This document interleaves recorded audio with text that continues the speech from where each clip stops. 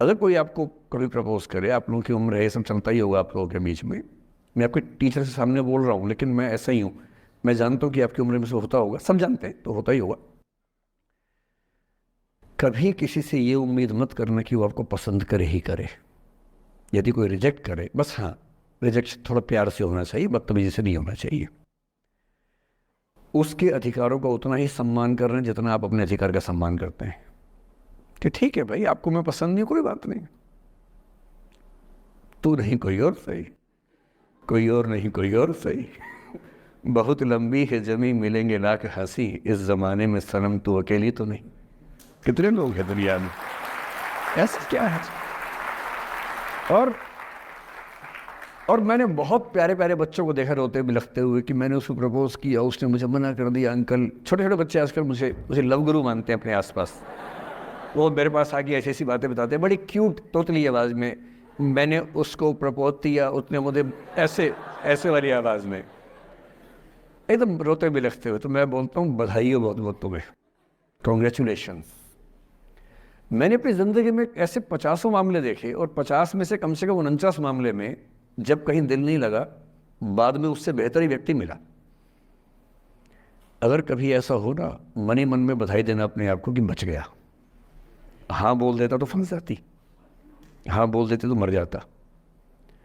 और मन में भाव वही रखना है, तो नहीं कोई और सही बात है, स्ट्रेस नहीं लेना है। मैं जानता हूं कि आपकी उम्र में आसान नहीं होता, आपको रात रात भर सपने आएंगे, बेचैनी होगी, करवटें बदलते रहे सारी रात हम, आपकी कसम आपकी कसम, ये सब ड्रामा होता है, ये फिल्मी गीत है। मुझे गीत कविता इतना ही याद है कि मुझे हर बात में वही दिमाग में आता है, मैं क्या करूं। ये होता है आपकी उम्र में, पर वो भी एक फेज़ है। अगर ये फेज़ नहीं जिया तो भी क्या जीवन जिया। कभी कभी बेचैनी भी तो होनी चाहिए, वरना ज़िंदगी में मज़ा क्या है। अगर हर चीज़ लिनियर है, हर चीज़ फॉर्मुलाइज है, फिर मज़ा क्या है ज़िंदगी में। ये उठापटक, ये बेचैनी, ये घबराहट, ये तनाव संतरास भी तो होना चाहिए कभी कभी ज़िंदगी में। इससे बुरी स्थिति तब होती है जब आप किसी रिलेशनशिप में हैं और वहाँ ब्रेकअप हो जाए, ये भी होता है। देखिए, मैं आपको बड़ी खरी खोटी सुनाने के मूड में हूँ। जिस तरह का प्रेम आप लोगों की पीढ़ी में होता है, मैं ये नहीं कहता कि आपकी पीढ़ी ख़राब है, हर पीढ़ी ऐसी होती है, बस ये कि आपकी पीढ़ी को सुविधाएं ज़्यादा मिल गई हैं।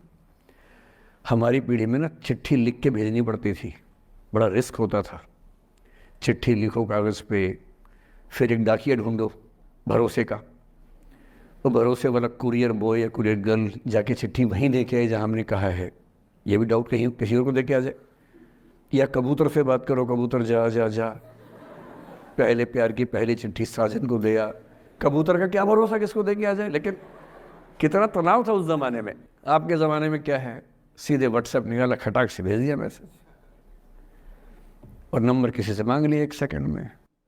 नंबर भी नहीं देना है तो किसी, कौन कौन सी ऐप होती है, मैंने सुना कुछ और ऐप्स होती है, मेरा नंबर वाली भी होती है, इंस्टा होता है, एक और भी तो कोई होती है वो जिसमें कार्टून जैसा मुंह बन जाता है, स्नैपचैट। हाँ, स्नैपचैट पे चले गए, मैंने सुना है कि उसमें नंबर भी नहीं देना पड़ता है, ऐसा कुछ चक्कर है। वहाँ ढूंढ लिया।